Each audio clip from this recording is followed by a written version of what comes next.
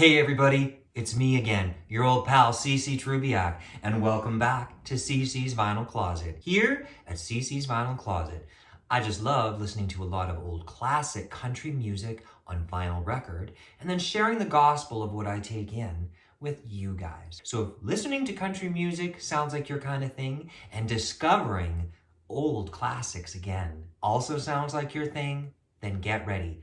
Find a comfy spot to sit for about 10 minutes. Get a cup of coffee, turn up the volume, because today I've got a special installment featuring Merle Haggard. I have loved the Hag since as long as I can remember. In fact, he's one of my personal top 10 favorite male artists in country music history. Yes, indeed. Growing up, I think my favorites have tended to be the standards like Branded Man, Mama Tried, and If We Make It Through December. And right now, in my own personal vinyl collection, I've got a hefty array of his records.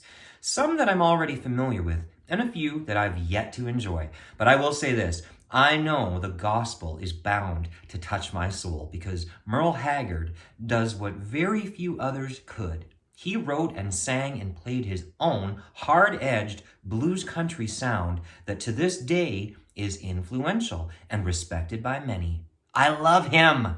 Merle Ronald Haggard, may he rest in peace, was born April 6th, 1937, and passed away in 2016 at the age of 79. I have always been touched by the stories of his early life, which began toward the end of the Great Depression. Like many, his childhood was troubled.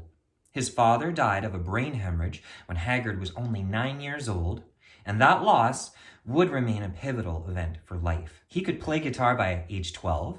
He loved records by Bob Wills, Lefty Frizzell, and old Hank Williams. But as the story would go, he began getting into a lot of trouble with the law during his teens, from detention centers to prison. Between 1957 to 1960, when he finally got out for good, he'd been convicted of robbery and transferred in and out of prison. These events also became major focal points to his entire life, which did eventually lead him to success as an artist. After time in prison in 1960, he'd soon begin performing and recording with Tally Records, and as the saying goes, the rest became his history. Here's some quick stats on his records. If you can believe it, Merle Haggard released 66 plus albums between his 1965 debut to 2016.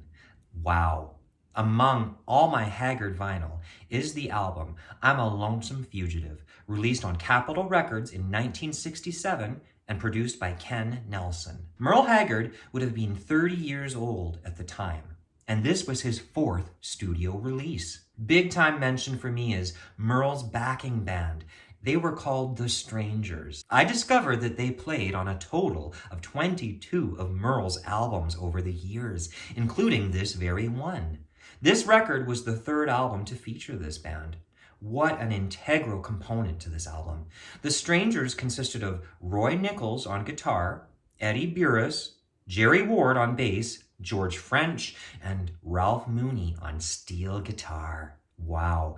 Does the musicianship on this record ever shine, let me tell you. Prominently, too. Also must mention Bonnie Owens, a singer in her own right, and at this particular time in history, 1967, she was married to Merle and provided backup vocals on this record, and from what I understand, many others of his too. She toured with him dedicatedly. She sounds so lovely on all of these tracks, and you can especially hear her on Someone Told My Story and All of Me Belongs to You. This record has catchy classic country on it. All of me belongs to you all the time. And you're the only one that's ever on my mind. There's no way that I would ever be untrue. And there's not one single part of me that that don't miss you through and through. 'Cause all of me belongs to you.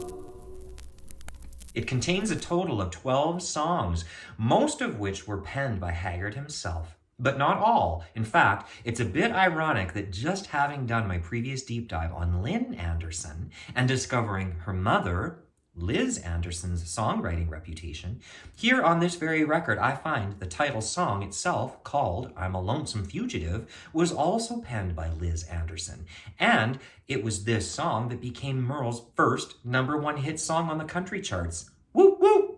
And get this, although he didn't write it, the song became one of the most closely associated with the earliest part of his career, as it drew upon his then still relatively recent prison term for burglary. Here, Haggard fills the shoes of an escaped convict trying to live life on the run from the authorities. As a fugitive, he knows that trying to settle down or start a relationship is too risky, and he's resigned to living a lonely life on the road. He'd soon address this very same issue on his next album called Branded Man, one of my favorite songs. I raised a lot of Cain back in my younger days, while Mama used to pray my crops would fail. Now I'm a hunted fugitive with just 2 ways. I'll run the law or spend my life in jail. I'd like to settle down, but they won't let me.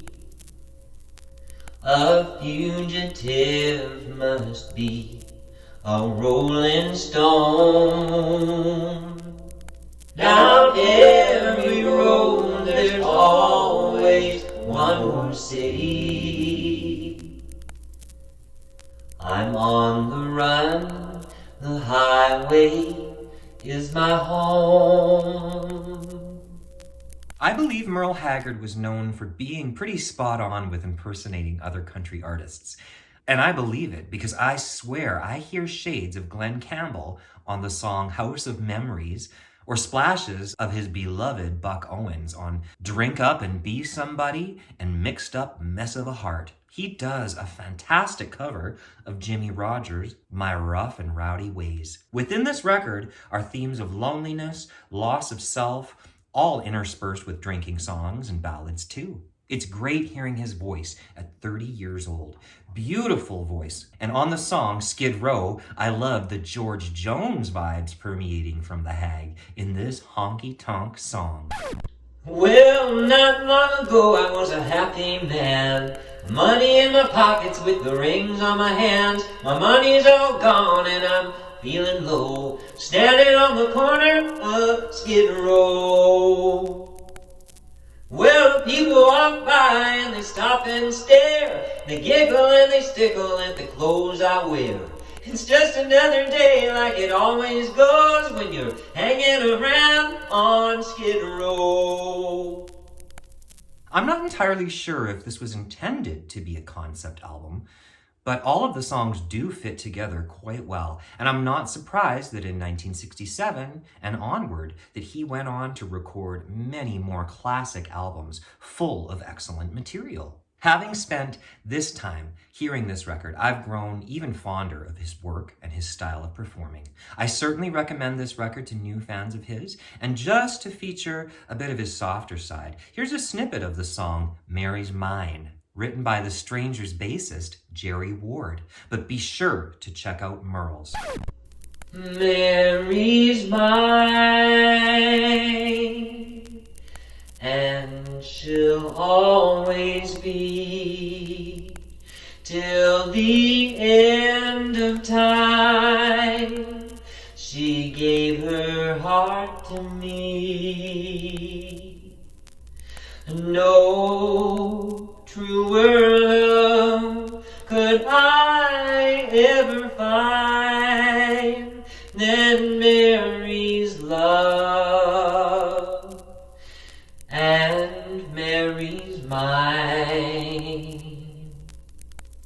folks, there you have it. The long and the short of it is, I continue to appreciate the music and legacy of the Hag, who inspired many and certainly was respected and revered.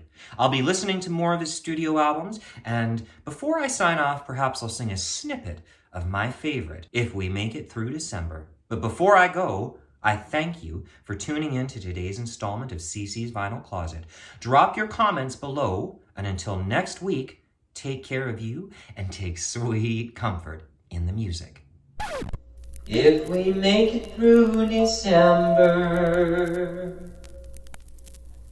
everything's gonna be alright, I know. It's the coldest time of winter, and I shiver when I see the falling snow. If we make it through December, got plans to be in a warmer town come summertime. Maybe even California. If we make it through December, we'll be fine.